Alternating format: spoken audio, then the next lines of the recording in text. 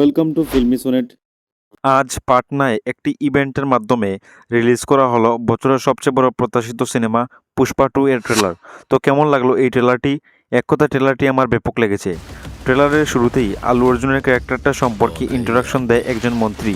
তারপর একটি ফার্স্ট কাটের মাধ্যমে পুষ্পা 1 এর স্টোরিটা দেখানো হয়। পুষ্পার ইন্ট্রোডাকশনের পার্টটা ট্রেলারের 1 মিনিট ধরে চলে।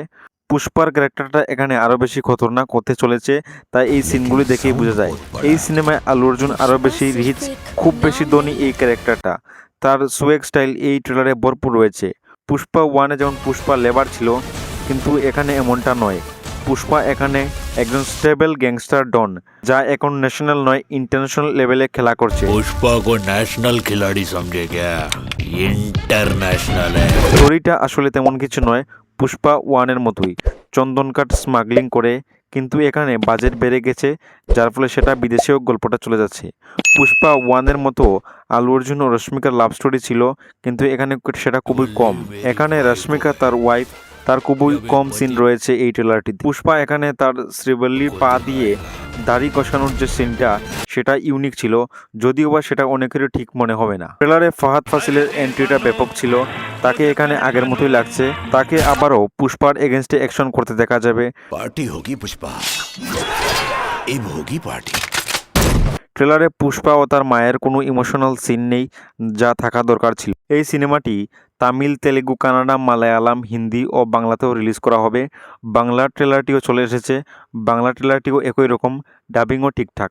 এই কয়েক ঘন্টার মধ্যে ট্রেলারটি ইতিমধ্যে 5 মিলিয়ন ভিউ ও 6 লাখ লাইক কমপ্লিট করে ফেলেছে, সেটা আবার শুধু হিন্দি থেকে। ট্রেলারে বেশিরভাগ ওয়াইড শট নেওয়া হয়েছে, মানে বোঝা যাচ্ছে কতটা স্কেলে সিনগুলি শ্যুট করা হয়েছে।